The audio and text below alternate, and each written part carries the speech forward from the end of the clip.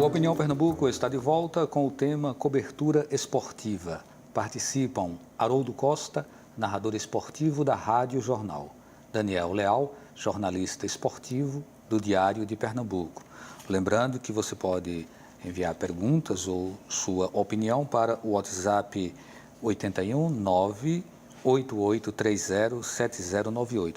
Esse programa também pode ser acompanhado em tempo real, online, pelo www.fpe.br/NTVRU.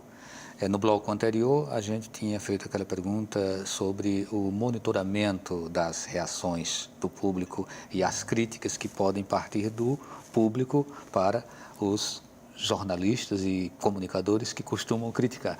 Então, a vez é tua, Haroldo. Valdir, hoje isso é online, né? Acontece no momento que você está contando a história de um evento. A gente já tem ferramentas, né, que conseguem fazer isso. Por exemplo, lá na rádio mesmo você tem uma ferramenta digital, né, que é um painel interativo. Quem está ouvindo o jogo no celular já pode mandar a mensagem ali pelo aplicativo ou mesmo no computador. Então, ele já vai interagindo ali ao mesmo tempo. Você vai transmitindo, contando a história do jogo e o ouvinte já vai dizendo para você o que é que ele está achando, o que é que ele não gostou, o que é que ele está gostando. Então, essa, digamos, censura, digamos assim, né? Quem critica a imprensa, ela já acontece realmente online, ali naquele momento que a gente está contando a história, transmitindo o evento. A gente lida muito bem com isso. Eu, no começo, né, acho que no começo da carreira, a gente fica um pouco mais preocupado, né, com essa coisa da crítica. Claro que a crítica ela tem que te preocupar sempre, mas depois você consegue discernir melhor, né, o que é a crítica do cara que ouve você o tempo todo, né, mas que viu que em algum momento ali poderia ser dito isso de uma forma diferente, aquilo que você falou, e do cara que está só para realmente extremamente passional. Aí não gostei do gol que você narrou, mas não gostou por quê? Porque você gritou menos, você podia ter gritado mais. Isso realmente é normal da profissão.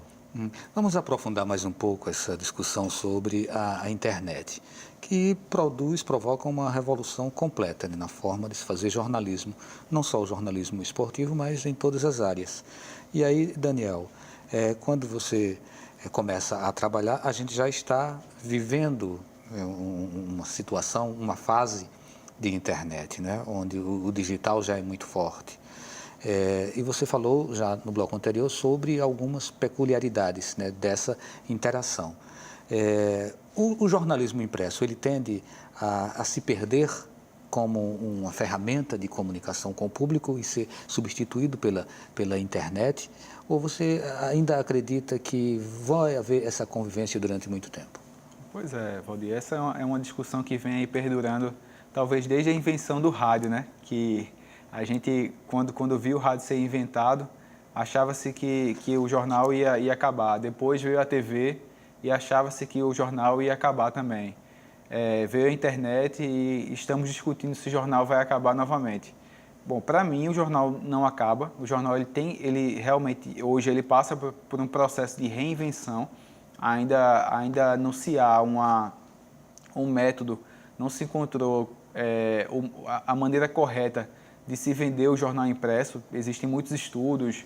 Hoje, por exemplo, o Diário de Pernambuco ele estuda a questão da hiperlocalidade, né, de vender o jornal a partir de matérias específicas para bairros. Então, ele vai focar as matérias semanais em um determinado bairro e, a partir dali, vai vender publicidade para aquela região. Então, existem muitos estudos ainda sendo desenvolvidos, muitos testes, experimentos. Mas em termos de velocidade, com certeza a internet já deixou esse impresso. A internet é imbatível. Hoje muita gente acompanha o jogo pelo Twitter. É um concorrente de Haroldo Costa. A gente faz o tempo real na internet, então, e em média, 80% dos nossos acessos são pelo celular, pelo smartphone. Então, as pessoas elas estão, às vezes, num bar, não podem ouvir porque estão conversando e tal. E você vê aquela pessoa no celular, ela às vezes está acompanhando o jogo. O lance a lance ali, ela está lendo. Tem o Globoesporte.com, por exemplo, eles têm a ferramenta que eles passam o gol com 1, 2 minutos após o lance ter saído. Então, assim, o cara tá na internet e está acompanhando, entendeu? É um negócio que tempo real é imbatível, eu diria. O rádio, de fato, é um meio para a maioria, né? Hoje, 50% da população brasileira apenas tem acesso à internet. Então, assim, a grande maioria ainda da classe C, D, E, se comunica, né, se informa a partir do rádio. Então, ainda existe um longo caminho, mas a rivalidade entre internet e rádio, nesse sentido, está aí, está aberta. Haroldo, o rádio é o melhor meio para se ver futebol? Eu acho que é um dos melhores ainda, né? O Daniel cita realmente alguns números interessantes. Eu até fiquei muito feliz recentemente quando vi uma pesquisa aqui, local, em que as pessoas se informavam sobre futebol e o rádio estava na frente. Então, ainda tem uma popularidade realmente muito grande. Mas não dá mais para você se achar o rei, né? Ou que comanda essa história toda. Eu acho que o rádio tem a sua fatia do público, mas a internet está aí. A internet virou o mundo de cabeça para baixo. E não dá nem para falar mais de globalização. Isso aí já está no passado, né? Quer dizer, está todo mundo interligado. Daniel traz um fato interessante, Valdir, que ainda ela não está tão acessível ainda, né? Ela ainda tem um corte aí, digamos, econômico, né? Que não é todo mundo que vai poder estar lá na sua banda larga, né? E conectado o tempo todo. Ainda tem um custo para isso. E às vezes você não tem como fazer. Aí o rádio leva vantagem. Mas pode existir também uma falta ainda de domínio da linguagem, né, por parte de algumas pessoas que vêm de uma outra geração. Sim, né? Ela também tem esse corte, né, etário, né, uma faixa etária, né, quer dizer, não é todo mundo que está nessa velocidade aí de garotos aí de 15, né, ou menos até, que já estão conectados, né, nos seus celulares, nos seus games e jogam online com os outros colegas e tal. Mas realmente, na velocidade da informação, aí você tem realmente uma disputa muito grande, né? Como disse o Daniel.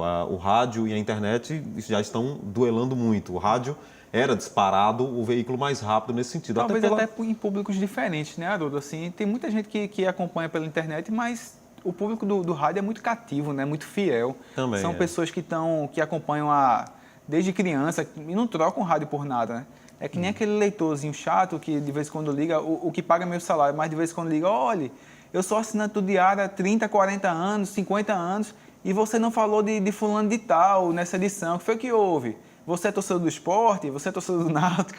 Então, assim, o pessoal é muito fiel, ele reclama, mas ele não sai de perto da gente, não. A gente tá tendo que lidar com ele no dia a dia e é muito importante isso. Então, tem essa questão da fidelização também do ouvinte, né, uma coisa que a internet não é fiel, né? Não se tem um público fiel de internet. Ainda muito abstrato. Né? O cara vai num site, vai no outro, pesca daqui, pesca dali, aí vai na rede social, ouve a informação de um, contesta daqui, de lá. É uma relação diferente, né? As pessoas têm muito afeto pela voz, pelo nome do narrador, pelo nome do repórter. É uma coisa, esse imaginário das pessoas em relação ao rádio ainda está muito presente, né? E tem uma coisa também do como fazer, né? Que o rádio antigamente, hoje ainda também, né? A velocidade da informação que você colocava no ar era muito maior. Por exemplo, eu poderia fazer uma entrevista com vocês aqui agora, né? Bastava tirar o meu celular aqui do bolso, fazer uma ligação para a rádio e estaria no ar. Mas hoje em dia, enquanto eu estou tirando o celular do bolso e fazendo a ligação, o cara já está tweetando a notícia, já está tweetando, quer dizer, então a internet veio para brigar com essa velocidade da informação.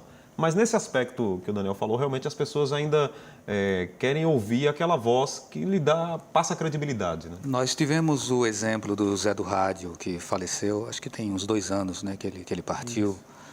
Mas a pergunta nós ainda temos muitos Zé do Rádio nos estádios de futebol? Tem muita gente que ainda leva o seu radinho para ficar vendo a partida correndo e ouvindo o narrador fazendo o seu trabalho, Haroldo? Eu creio que sim, Valdir. É claro que tem muita gente que leva o celular, né, e fica ali nos sites de informação esportiva, às vezes nos sites de estatística, né? Também, o cara quer saber quem está tocando mais na bola ali. E outros ficam só na audição. Mas eu acho que o rádio se reinventou nesse ponto, né? Ele saiu do aparelho, né, físico, às vezes uns menores, outros maiores. Aliás, é comum a gente ver aquelas imagens antigas no Maracanã ou em outros estádios, aqui mesmo, no Arruda, nos grandes estádios, o cara com aquele aparelho desse tamanho, né, segurando ali o jogo todinho ouvindo.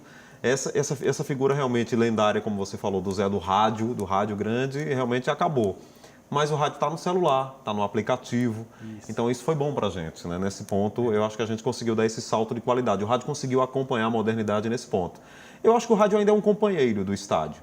Ele informa antes do jogo, quem está chegando, se o público está bom, se tem algum problema na bilheteria. E o pós-jogo também, a opinião de quem viu o jogo, a saída dos estádios, a movimentação na cidade. Acho que o rádio ainda é uma ferramenta muito companheira do torcedor. E o rádio pauta os colegas ainda, Valdir. O rádio, a gente muitas vezes tá escutando o jogo pelo rádio, mesmo no estádio. Fazendo o papel do rádio escuta, né? Exato, O velho rádio escuta.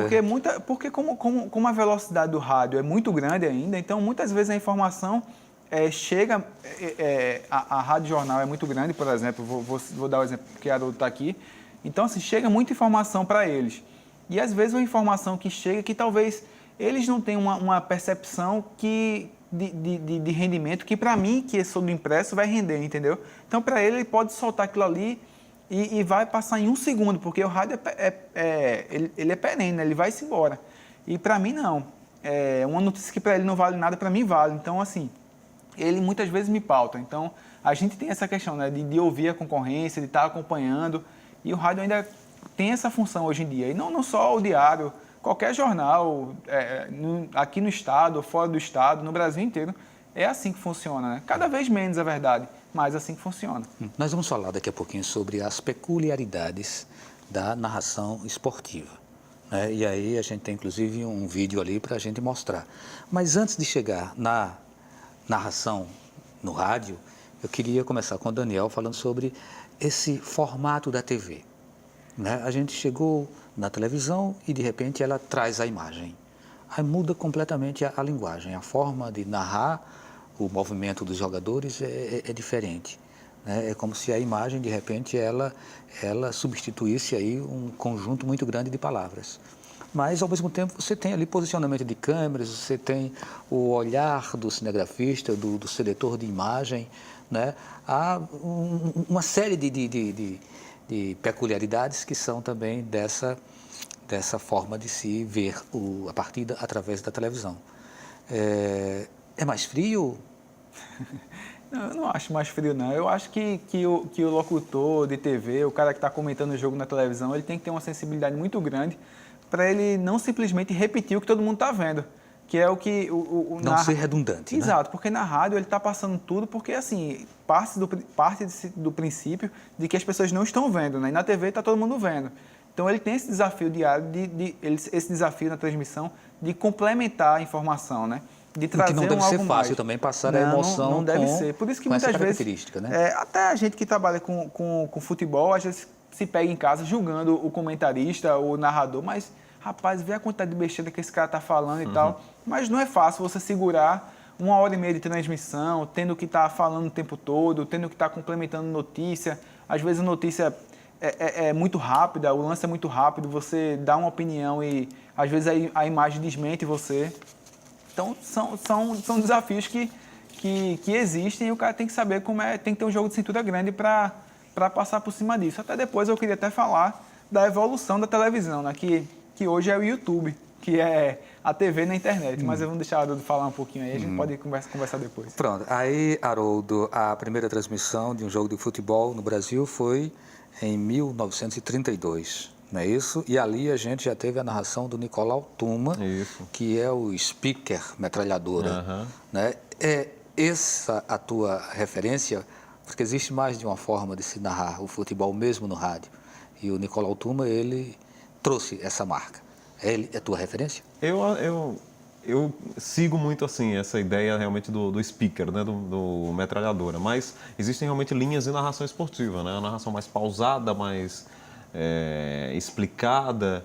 Inclusive existem escolas de narração esportiva, né, o Nicolau Tuma que você citou aqui é uma escola paulista de narração mais rápida, mais veloz, que aí foi sendo aumentou essa velocidade com Osmar Santos, né, que ele criou aquela coisa mais brincadeira, mas também com muita velocidade. E o carioca já é uma narração, digamos, mais malandro, né, ou aquela coisa mais da malandragem carioca, da narração mais pausada, mais da brincadeira. E o pernambucano? Eu acho que o pernambucano é um mix. Ele tem um pouco de tudo, tem um pouco do paulista, um pouco do carioca, que acho que cada um tem o seu estilo, mas o Tem pernambucano... maracatu, ciranda, samba. É mais um mix mesmo. Você tem velocidade, mas também não precisa ser tão corrido, feito alguns locutores paulistas, mas também não é tão devagar, feito carioca. Acho que a gente consegue equilibrar bem. Mas a narração esportiva do rádio, ela mudou de uns tempos para cá.